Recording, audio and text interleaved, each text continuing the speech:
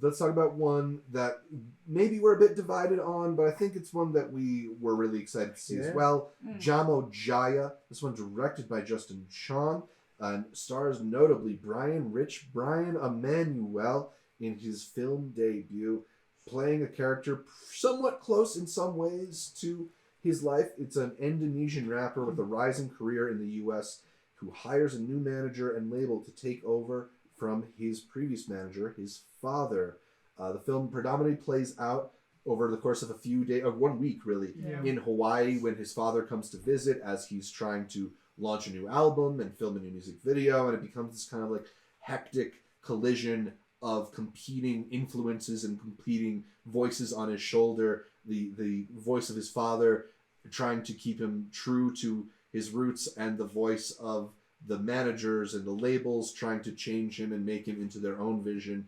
I think Justin Chon has this really dynamic style that he films basically all of his movies with. They're shot on film. The camera has these quick movements that really make you feel like you're part of the chaos of these scenes unfolding.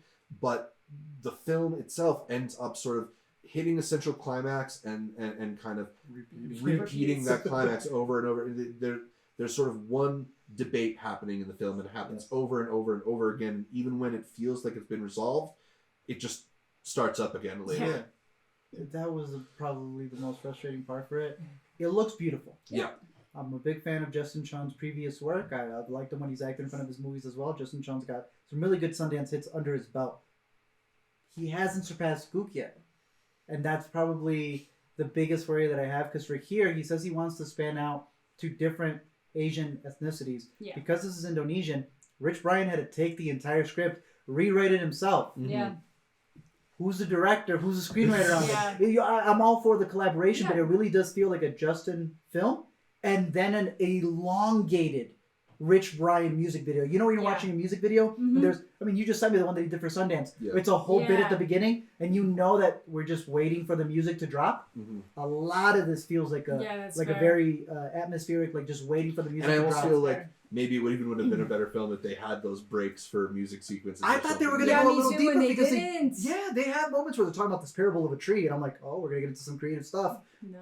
Not fully. No. It's also, it's one of those ones that we talked about past lives feeling very personal and it being her story. This is when it's like, it feels like it is his story, and then he gets to the end, he's like, no, my relationship with my father is great. So my label relationship is great. So this is just a story they wanted to tell. It just too...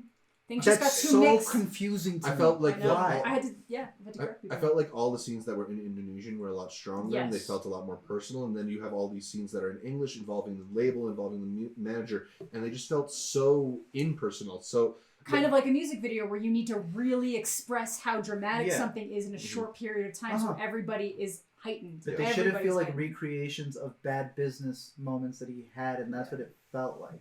And that's not what it was. Yeah, Henry Ian Cusick did not feel like a record producer. He felt like the angry man yelling at him. Exactly. Anthony Kiedis was all right. Yeah. He felt like he didn't want to be there. It didn't look like he wanted to be there. Yeah. But hey, it's shot on 35? I think it was 35, yeah. It looked beautiful. We were really up close because we were taking pictures with Rich Brian. Yeah. It looked fantastic. I just wish the story hit a little bit better. There are moments there. It just didn't fully do it. I think I liked it a little bit more than you guys, but I agree it does get just very repetitive. Yeah.